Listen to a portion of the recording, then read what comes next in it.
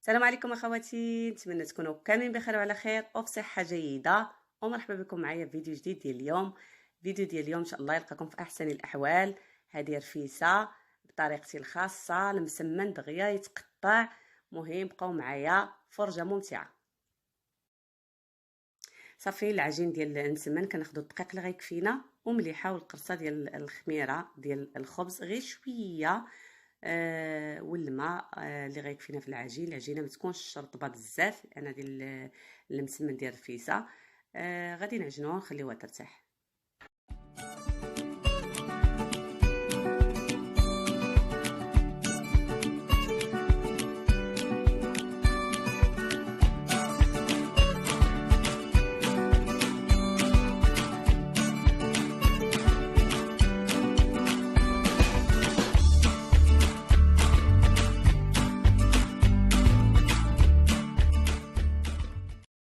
صافي هنا غادي نخلي العجينه ديالي ترتاح، وغادي نمشي ناخذ الدجاج ونضيف له الملحه.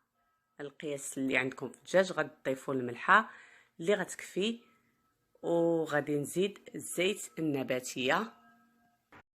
تقدروا ديروا زيت البلديه اي زيت الزيتون عوض زيت النباتيه، والقياس كيف قلت لكم على حساب الكميه اللي عندكم ديال الدجاج. صافي وغادي ناخذ ملعقه كبيره زنجبيل اي سكينجبير،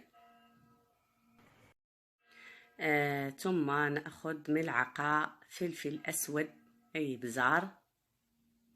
كيف كتعرفوا الرفيسه كتبغي التوابل باش كتجي ملذه، وحتى المساخن الا بغيتو ديروهم. غناخذ ملعقه كبيره كركم اي خرقوم بلديه،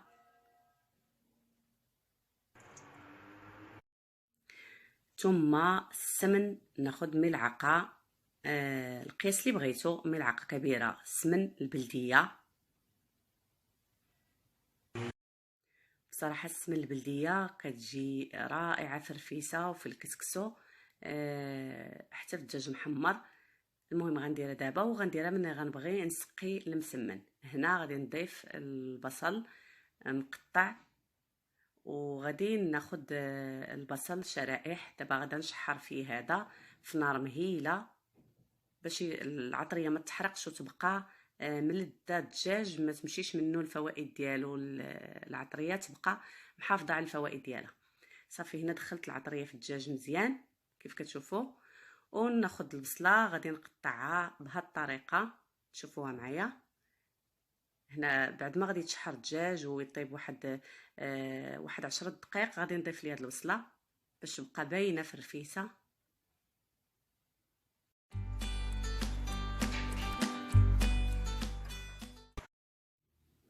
هنا صافي كملت تقطع ديال البصل، شوفوا معايا بهذا الشكل. صافي بعد ما غادي يتشحر ليا الدجاج غادي نزيد هذا البصل على الدجاج. الدجاج ملي خليته يتشحر زدت ليه واحد شويه ديال الماء ونقصت عليه وخليته يتشرب مزيان هذيك التوابل. صافي كنبقى نستمر هكا نقلبو غير بشويه ونتكو بواحد الفرشيط باش تدخل العطريه مزيان للدجاج.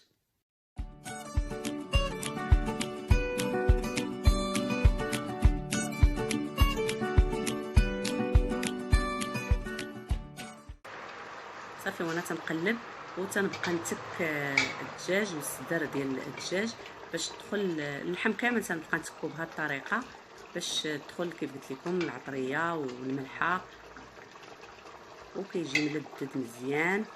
صافي وغادي نمشي العجينه بعد ما ارتاحت غادي نشكلها هكا كويرات.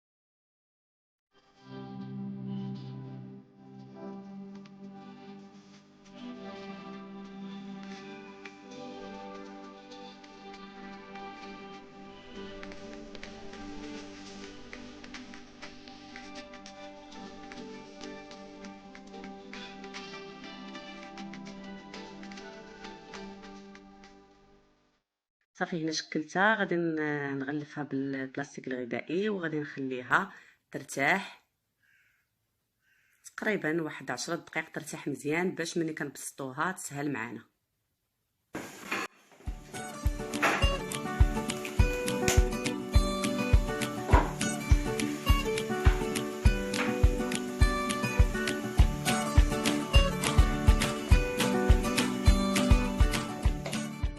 صافي غادي ناخذ العدس نغسلو نسقطرو ونضيفوه على الدجاج، وناخذوا البصله اللي قطعنا حتى هي غادي نضيفوها ونزيدوا الماء غليان عليهم ونخليو على نار هادئه باش يجي خاتر ويجي الروا. الفائده اللي في الدجاج تبقى في هذاك المرق، ما نضيعوش في الفائده ديال الدجاج.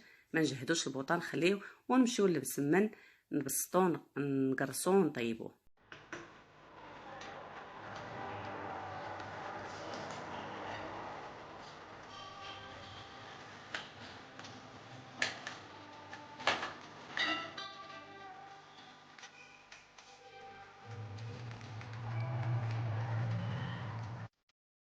صافي المسمن ديالنا هو ارتاح. غادي نوريكم الطريقه باش نبسطو. انا تناخد هاد الكره ديال العجين وغادي نبسطها بالزيت، وغادي تشوفوا معايا غنرش عليها الدقيق بهاد الطريقه.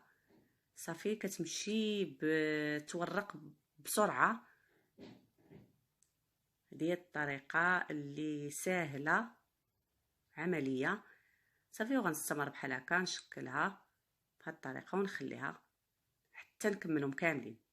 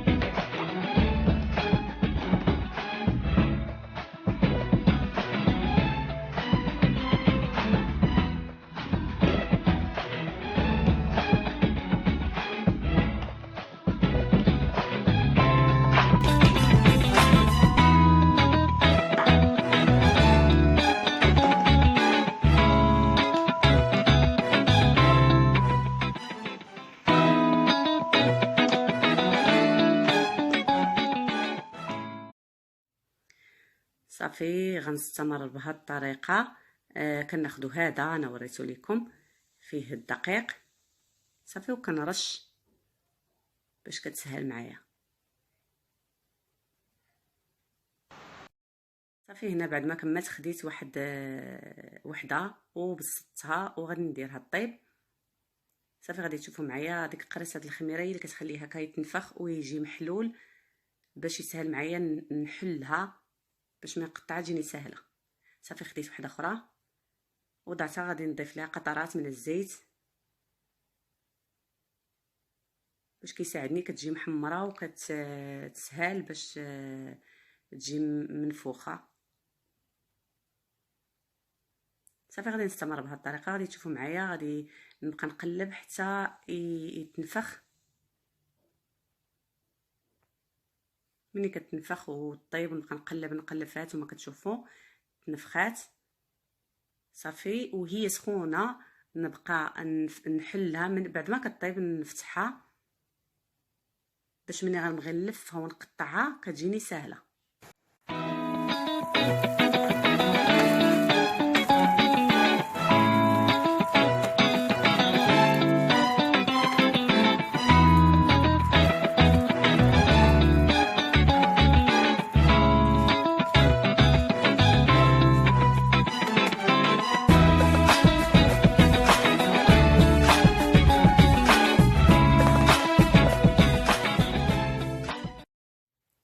صافي هذه طابت. غادي نوريكم كيفاش غادي نفتحها وهي سخونه بهذه الطريقه.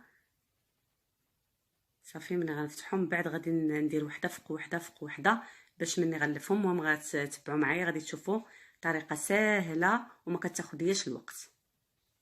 هكا كناخذوا وحده فوق وحده بعد ما فتحناهم كانوا مربع كنرجعوها شكل مستطيل. صافي غادي نستمر بهذه الطريقه. غادي ناخذ كرسه اخرى وغادي نضيف لها قليل من الزيت نباتيه وغادي نقلبها.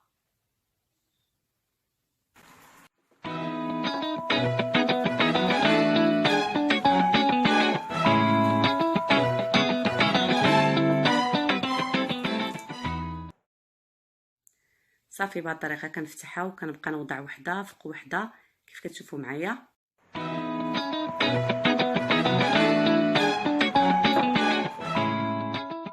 دابا غنوريكم مرحله ديال من غنلفها بهذه الطريقه. بعد ما شكلتها شكل مستطيل كنبقى نلف بهذه الطريقه. من بعد غادي نقطعها. غتشوفوا معايا سهله وما كتاخذش الوقت. نبقى نقطع غير بوحده بوحده.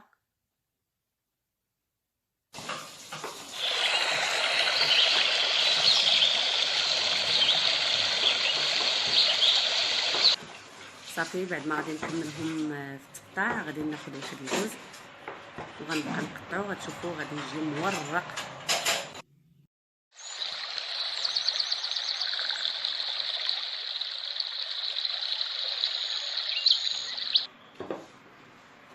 شوفوا معايا هنا كيجيو محلول. صافي غادي ناخذ هذا القياس اللي غيكفيني باش نقطعها بيدي. صافي وغادي نقطع. شوفوا معايا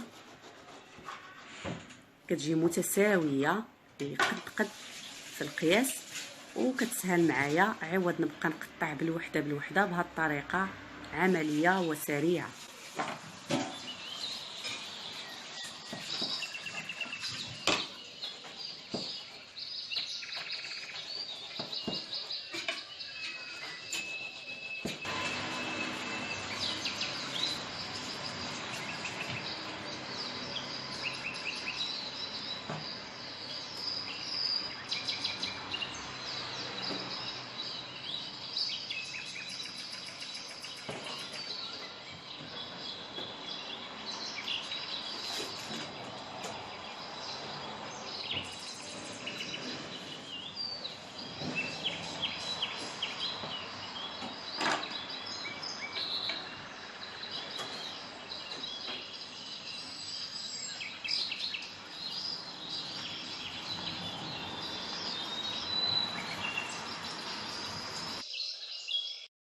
صافي غادي نستمر بهذه الطريقه. غادي تشوفوا معايا هنايا غنفكها بهذه الطريقه باش تحلوا ورقه ورقه.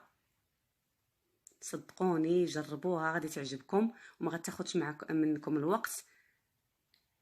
سهله. شوفوا معايا الطريقه باش كنلف كنبقى نزير والسكين يكون حاد. صافي وتما كنبقى نقطع بهذه الطريقه. هي سهله يكون غير السكين حاد واللي قطعته كنبقى نحطو جانبا. من بعد ناخذ القياس اللي غادي نقدر عليه في التقطاع ونبقى نقطع.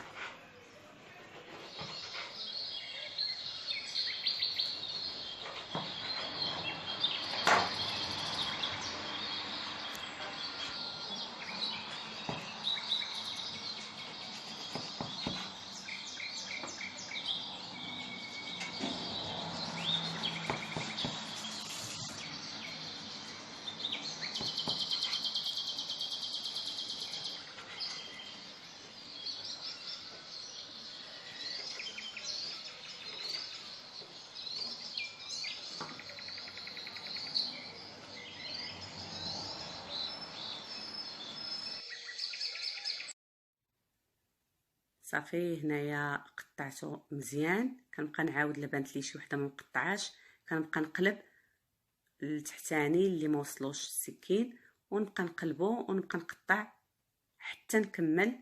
وغادي تشوفوا معايا بعد ما كملت غادي تشوفوها سهله وما كتاخذش الوقت. صافي ها هي هنا. صافي وجد لي المرق ديالي. زدت شويه السمن وغادي نبدا نسقي.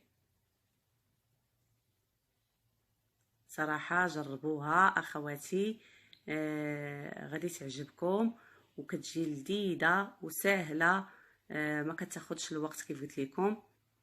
نتمنى الفيديو ديال اليوم ينال الاعجاب ديالكم وتشاركوه مع احبابكم وصحابكم. شاركوه في مواقع التواصل الاجتماعي، ولا كنتو اول مره كتشاهدوا القناه ديالي انضموا للقناه ديالي وديروا اشتراك مع تفعيل الجرس ودعموني بلي لايك، وشاركوها ايضا في مواقع التواصل الاجتماعي. ما بقى لي الا نودعكم. وصلت نهايه الحلقه. دمتم في رعايه الله وحفظه، والى فيديو قادم ان شاء الله.